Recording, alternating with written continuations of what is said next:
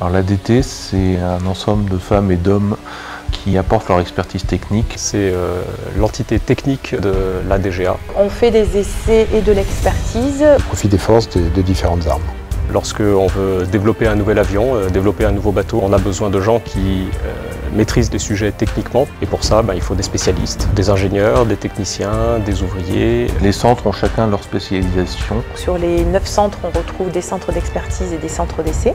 Avec une interaction entre chacun des centres. Alors on intervient sur tout le cycle de vie des programmes. Pour qualifier un certain nombre de fonctions. Ce sont des choses uniques, c'est l'expérience qui fait aujourd'hui cette réputation.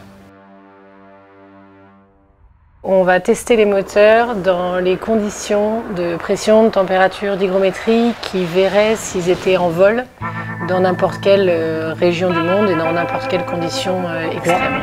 2, 1, top! Cabine de la main. Le moteur est démarré.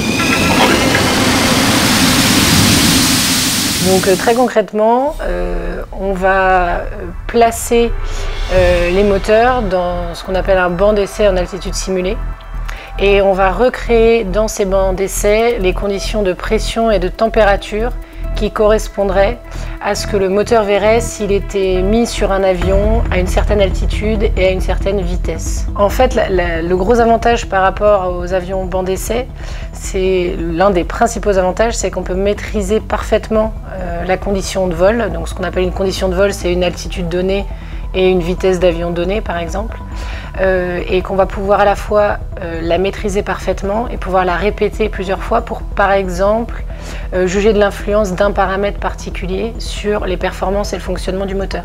Ça c'est quelque chose qui est très difficile à faire en vol parce que retrouver exactement la même condition de vol à deux instants donnés, c'est très difficile.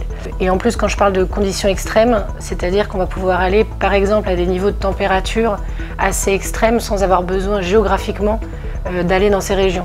Donc pour donner un exemple concret, on peut dire qu'on va pouvoir tester dans la même journée le fonctionnement du moteur en Alaska ou au Sahara sans problème dans nos bancs d'essai, ce qui serait très difficile à faire évidemment en vol. On peut faire beaucoup de types d'essais assez variés. Déjà on peut tester des moteurs assez différents.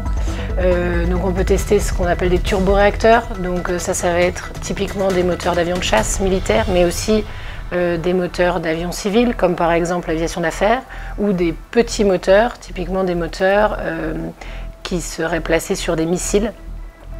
Donc là, on va avoir une activité qui va être civile et militaire, et on va aussi pouvoir tester des moteurs d'hélicoptères qui sont aussi à vocation civile ou militaire. Le gros avantage des altitudes simulées, c'est de pouvoir acquérir un nombre de mesures, je dirais presque illimité, alors que lorsqu'on va être sur un avion banc d'essai en vol, typiquement le poids va être un facteur déterminant dans ce qu'on pourra embarquer en vol. Toute cette chaîne d'acquisition de mesures est en partie développée en interne. Nous avons développé notre propre système d'acquisition, notre propre système de transfert automatique des données d'essai. Et ensuite, pour ce qui s'agit des capteurs, nous avons notre propre laboratoire d'étalonnage en interne qui est accrédité EcoFrac et qui nous permet d'assurer à nos clients étatiques ou privés des mesures d'une qualité normée à l'échelle internationale et nationale. Voilà. Et nous avons un département ADGA et ses propulseurs qui possède des laboratoires et une salle de démontage par exemple et qui permet de réaliser des analyses et de réfléchir aux causes des accidents et des incidents aériens.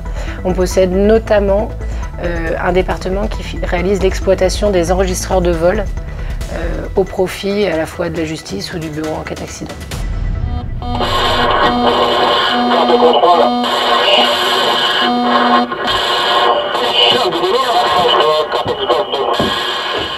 Dans une cabine d'essai, il y a beaucoup de fonctions différentes. Il faut piloter le moteur, il faut piloter le réseau, les installations, régler les conditions de vol.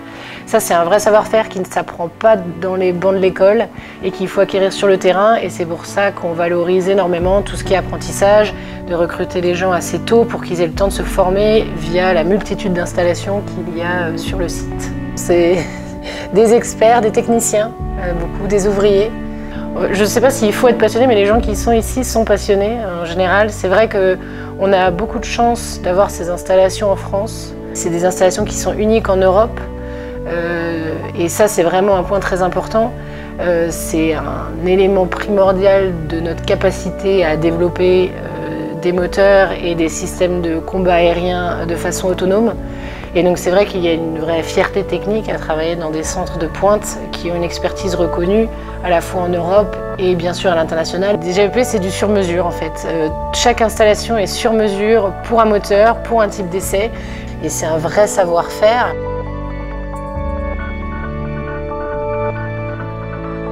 Pour être sûr que le moteur ne présente pas de risque, ne présente pas de défaut, c'est sûr qu'il est très rassurant d'avoir pu le tester en conditions d'atmosphère simulée en banc d'essai, au lieu de le tester directement sur des avions en vol.